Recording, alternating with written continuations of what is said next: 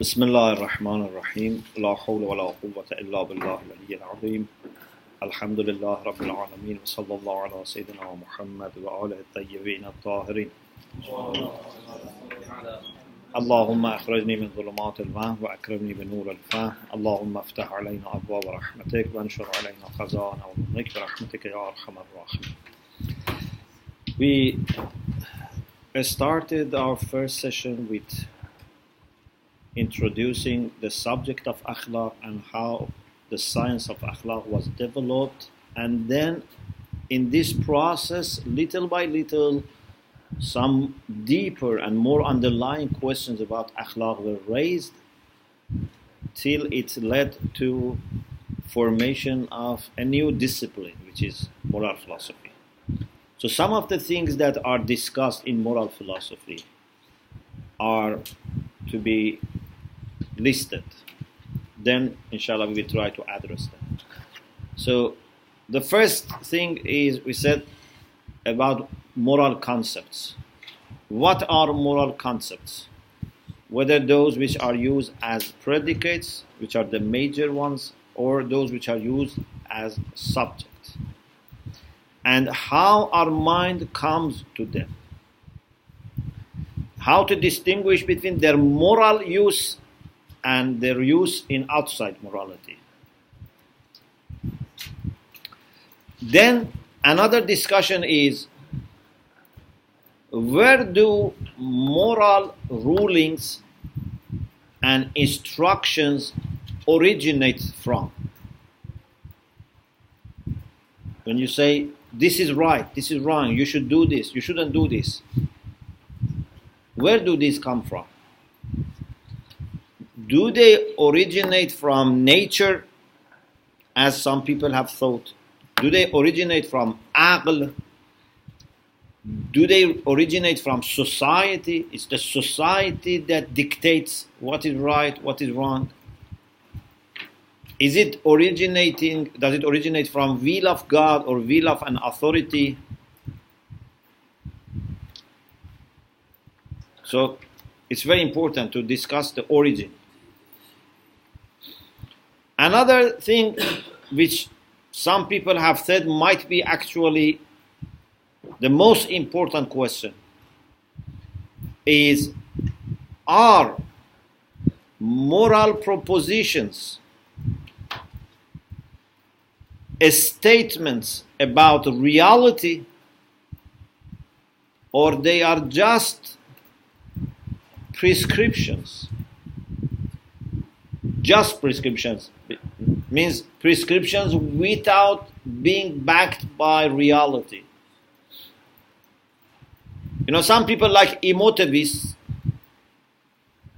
they say when we say something is good or something is bad, it's just a matter of expressing our emotions. It is good means I have positive feeling about this. It doesn't mean it's real, it's not real. Like, for example, someone says this food is good, another person says this food is not good, because every person has different taste. There is no reality. Can you say this taste is good or it's bad regardless of the opinion of people? It's different from things which are objective. For example, is this cold or hot? We can measure it. But is this color beautiful or not? Some people say it's beautiful, and no one can, criticize. Why you say blue is good or blue is not good? Because it's their opinion, it's taste. Some people thought akhlaq is a taste, and you express your feelings about something. I say slavery is bad. Someone says slavery is good, and they say both of you are right. Don't need to fight about it, because you have such feeling and that person has another feeling. Anyway, what is important is to understand whether moral propositions are really statements about reality, even if they are expressed as prescriptions and commands, or they are just expressions of our feelings, even if they are expressed as statements.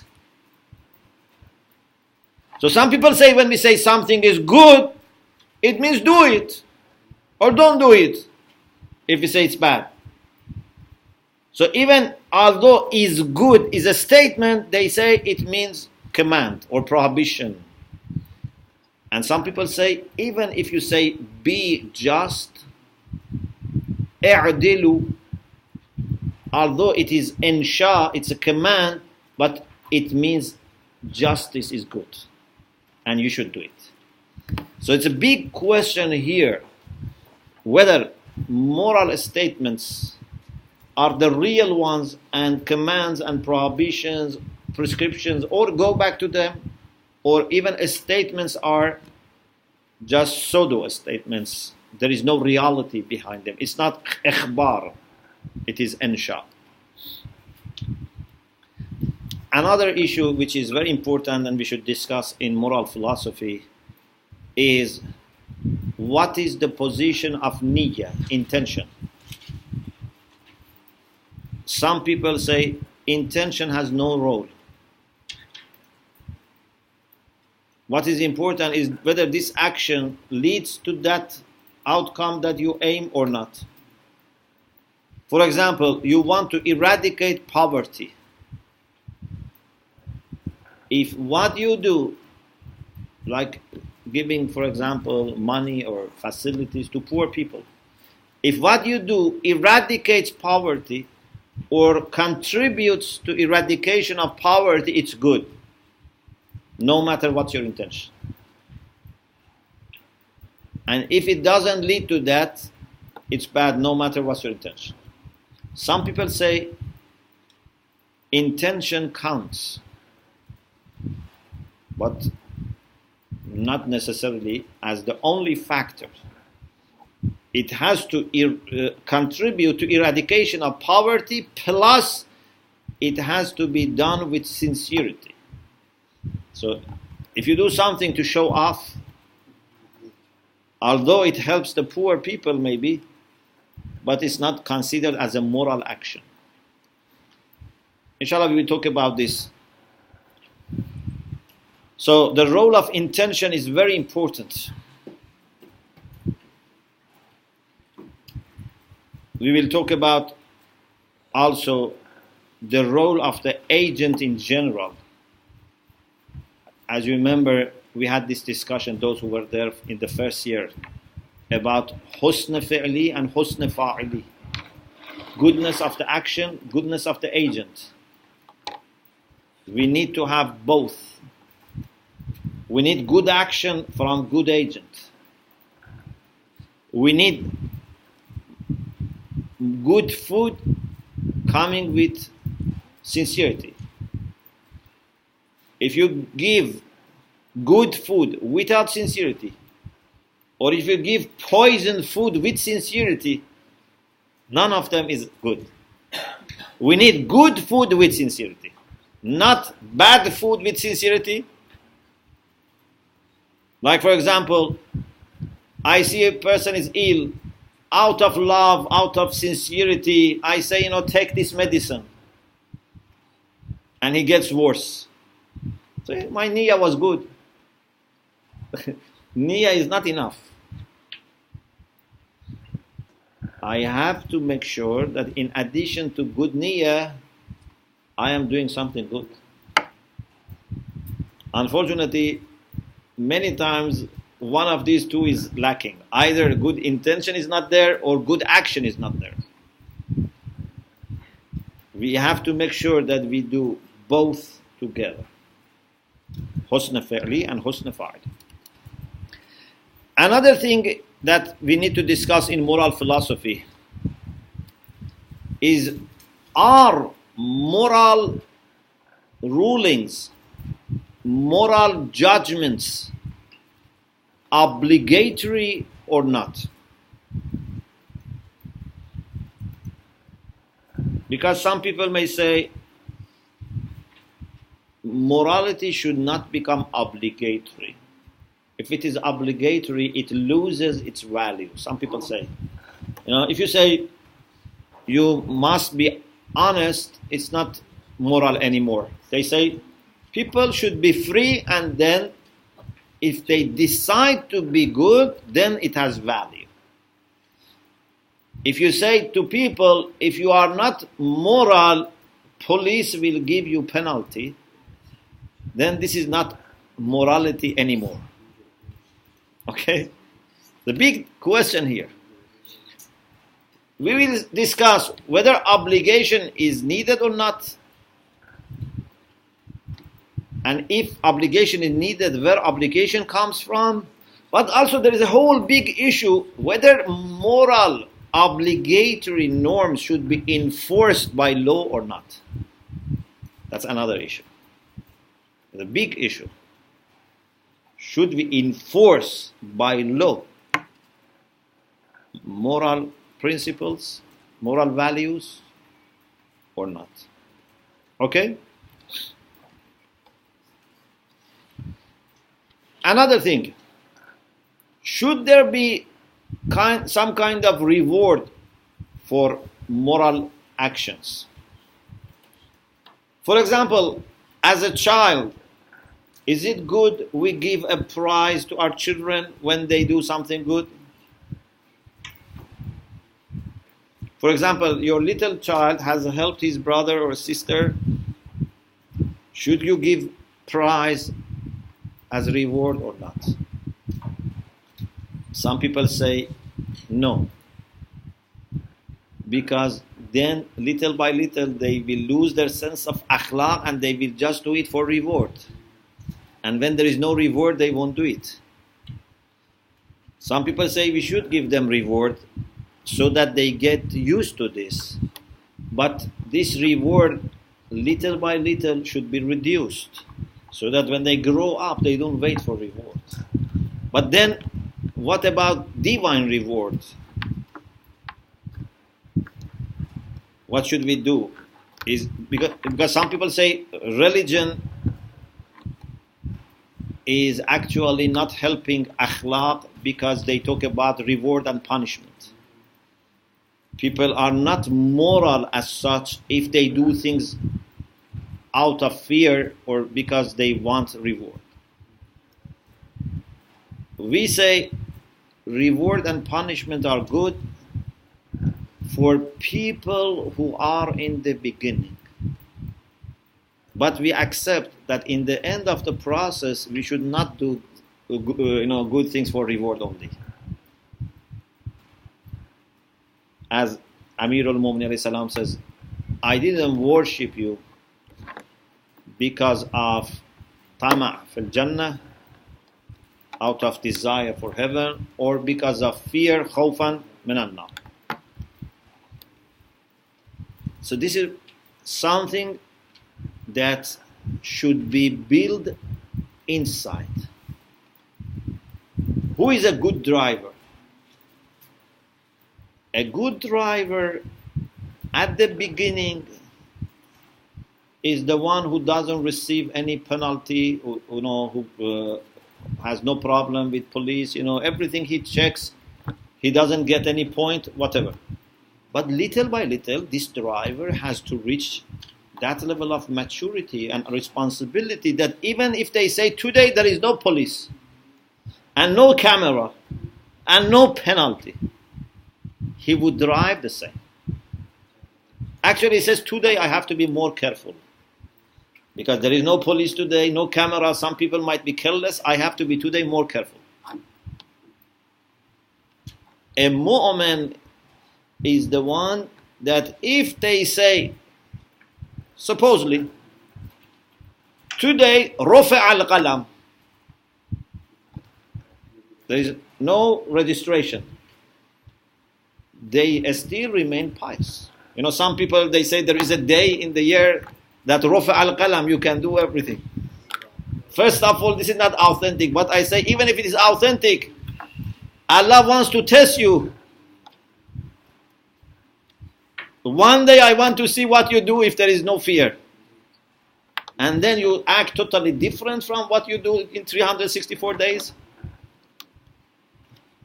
This is a test. If you are mu'min, you have reached the point that little by little, all these things become natural.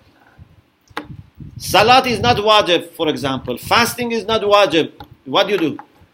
You say, now I don't pray, I don't fast.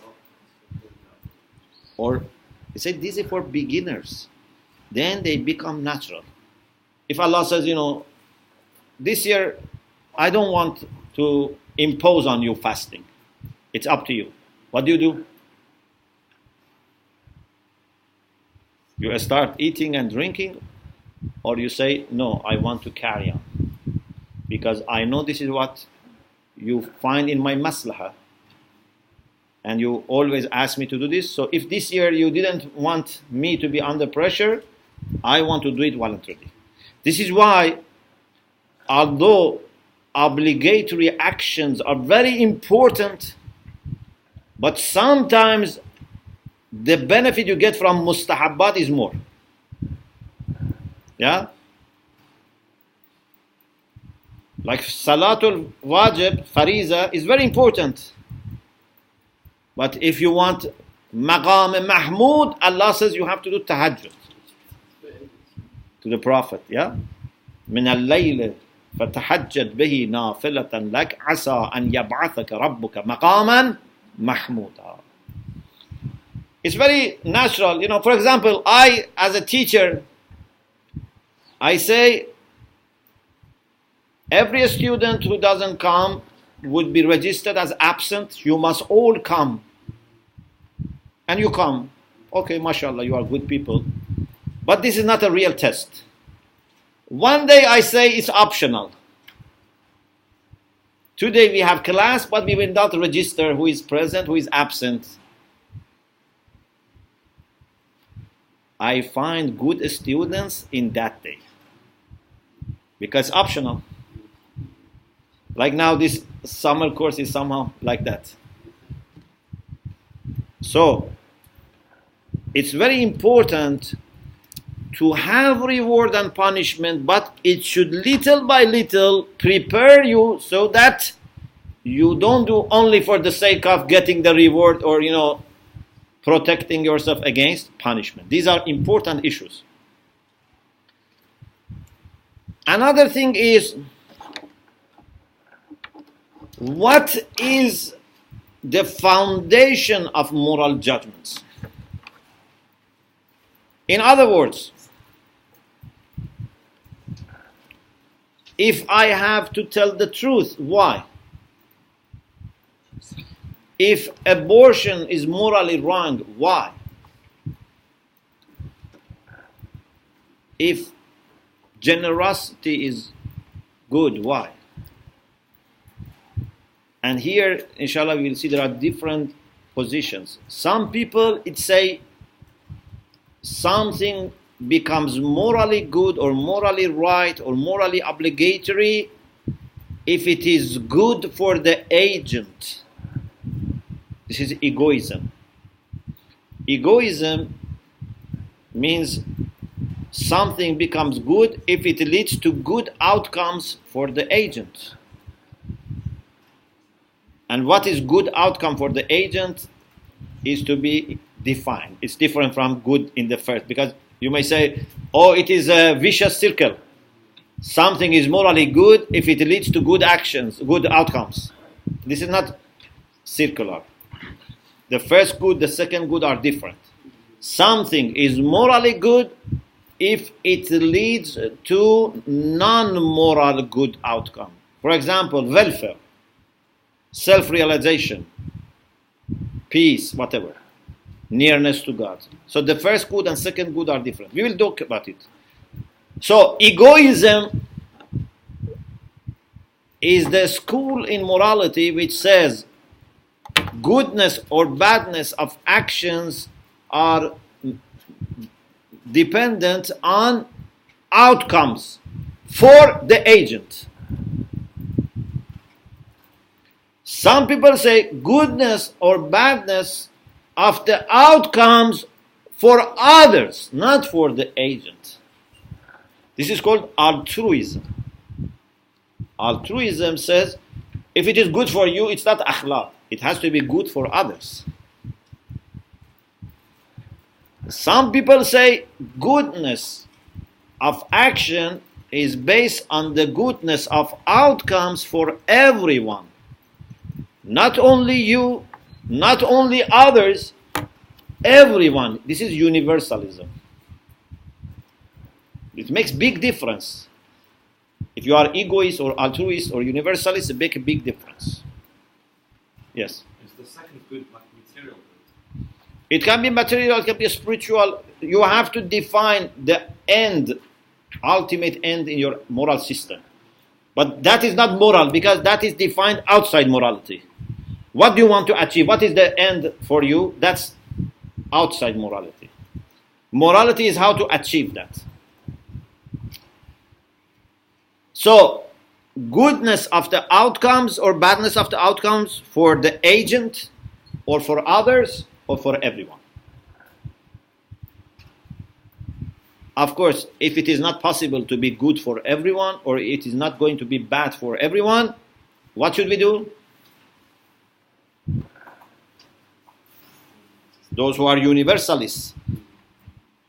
When something cannot be good for everyone or bad for everyone. For example, I give money to a poor person. It's not good for everyone. They say greater good for greater number. So anything that can help more people in a better way, then it counts. So it doesn't need to be all 7 billion people in the world, but more people should benefit. Yes. Is the equivalent of what you just said in Arabic? Is it mubah? You said it's not bad for anyone and it's not good for anyone. It's in between.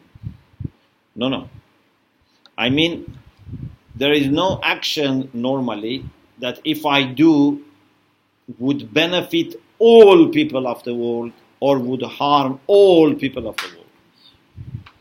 So universalists know that. It's not that when they say for everyone, they mean all people. It means for you, for others, altogether you have to calculate what produces good for larger number of people. You count as one. Others also count. Because egoists say only you count. Altruists say you don't count, only others count. Universalists say everyone counts, but equally. You are one person. For example, if I can do something that only benefits you, or I can do something that would benefit me and you, according to altruists, you have to do something that only benefits the other person, not me. According to universalists, you should do something that benefits you and the other person because it's two people. You understand? Then we have people who are neither egoist nor altruist or universalist. You may say, how? It's impossible. Because either it is good for you or for others, for everyone. We say it's possible. Because these are the people who don't look at the outcomes. All these three have one common point. They say we should look at the outcomes, whether it is for the agent or for others or for all. These are called teleological philosophers. Teleo. It comes from teleos. Teleos means end. These are the people who look at the outcome, at the end. What consequences are there? But we have another view which says, I don't bother about outcomes. You should do something out of moral sense. This is called deontological view. deontological view. From duty, deontological. People like Kant had the idea that goodness of the action is totally independent from outcomes. For example, sometimes as a shopkeeper, you say, I should tell the truth, then I would have more clients. I can sell more. I can make more money. Kant says this is not akhlaq. This is not morality. This is prudence. Prudence is different from akhlaq. Akhlaq is that you say, I have to be honest no matter what's going to happen to me. I am going to have more clients or the same number of clients or less. I have to be honest. Okay? Because you are not a businessman or woman in akhlaq. This is not a business. This is a responsibility. Of course, we will inshallah see that there are positive points in Kant's view because he brings the concept of intention into the akhlaq, but there are also some problems. Because how can duty be understood regardless of the consequences? Yes, I shouldn't calculate my selfish interest, but you cannot define something to be good, morally good, without taking into account the consequence. In any way, this is called deontological view. There is another theory which is neither looking into the consequences of the actions nor into the moral duties and responsibilities directly. It's called virtue ethics. This is a kind of revival of Aristotelian ethics suggested by some people in the 20th century like Alistair McIntyre. And they say, briefly, if you want to simplify, we should consider the virtue of people out of which actions are issued. The focus should not be on the action. The focus should be on what type of quality this person has. If you have a generosity as you have generous quality, you have generosity as a quality, the actions which you do out of generosity are good. So it's not just a matter of generous acts. Generosity is more important. Okay? And then automatically good actions come out of it if there is no obstacle. So this is a third approach. So we have to discuss how morality is based on a criterion. What are the criteria for morality? Another thing that we should discuss in moral philosophy. Are moral judgments something that can be argued for or they cannot be argued for?